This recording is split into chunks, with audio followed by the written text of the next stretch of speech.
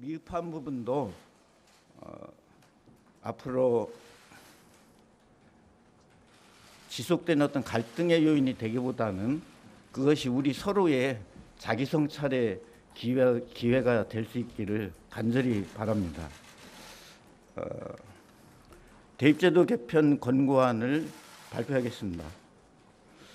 존경하는 국민 여러분, 지난 4월 16일 국가교육회의가 대학 입시제도 개편 공론화 추진 방안을 발표한 이후 추진된 공론화 과정의 마지막 단계로 오늘은 대학 입시제도 개편 권고안을 발표하고자 합니다. 이번 대학 입시제도 개편 권고안은 지난 8월 3일 대입제도 개편 공론화위원회에서 발표한 공론화 결과를 바탕으로 대입제도 개편 특별위원회가 권고안을 논의하고 이를 국가교육회의가 심의 의결하는 과정을 거쳐 확정되었습니다. 먼저 그동안의 공론화 추진 경과에 대해 말씀드리겠습니다.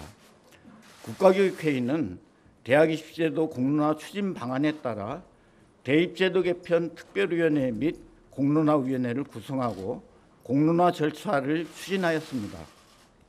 먼저 대입제도 개편 특별위원회는 국민제안 열린마당, 이해관계자 및 전문가협의회, 학생, 학부모, 교원 좌담회와 국가교육회의 홈페이지 등을 통해 국민 의견을 수렴하고 3가지 공론화 의제를 설정하였습니다. 이후에는 공론화위원회 주관의 공론화 과정이 추진되었습니다.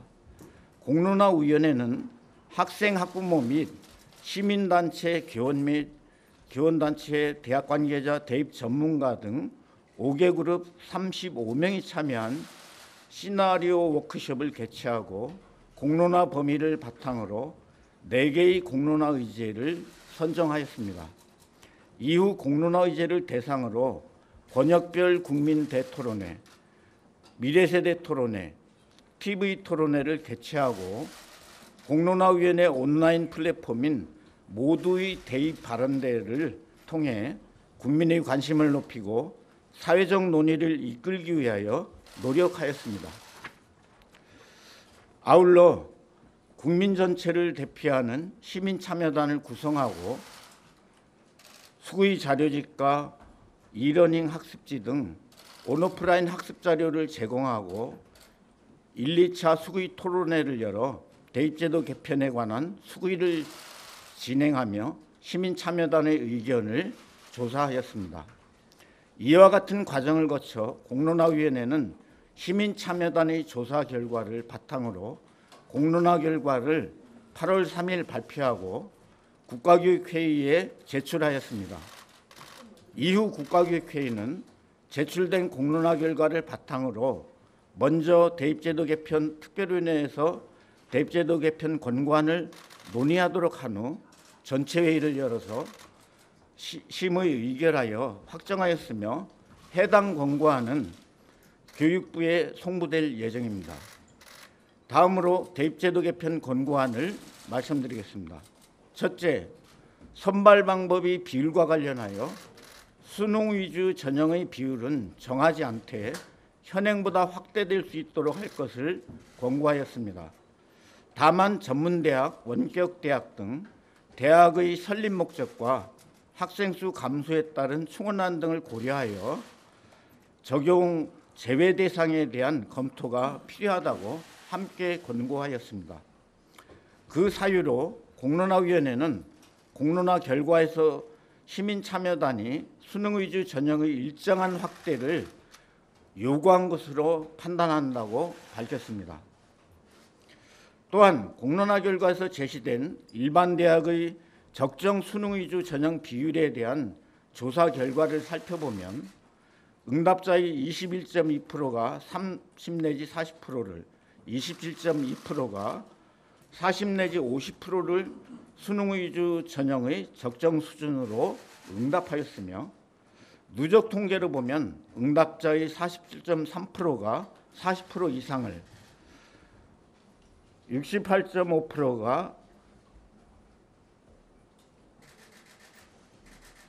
30% 이상을 적정 수준으로 보았습니다.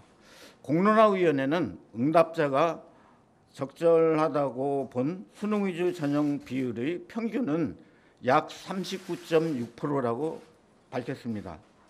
국가교육회는 이와 같은 공론화 결과와 함께 대학이 놓여 있는 다양한 상황, 대학별 선별 방법 비율의 다양성 등을 고려할 필요가 있다고 판단하였습니다. 둘째, 수시 수능 최저학력 기준 활용 여부는 대학이 자율적으로 정하는 것을 원칙으로 하되 그 활용 시에는 선발 방법의 취지를 고려할 수 있도록 할 것을 권고하였습니다. 네 가지 공론화 의제의 경우 수시 수능 최저학력 기준에 대해 기본적으로 대학 자율 또는 활용이 가능하다는 입장이었으며 공론화위원회는 공론화 과정에서도 대학의 자율적 활용에 대해 시민 참여단의 큰 의견이 없었다고 밝혔습니다. 셋째, 수능 평가 방법의 경우 일부 과목 상대평가 유지 원칙 적용을 권고하였습니다.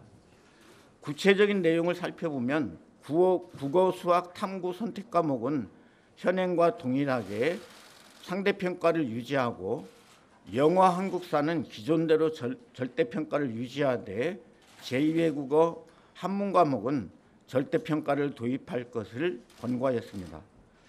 또한 향후 수능 과목 구조에 통합사회, 통합과학 과목이 포함될 경우에는 절대평가를 도입할 것을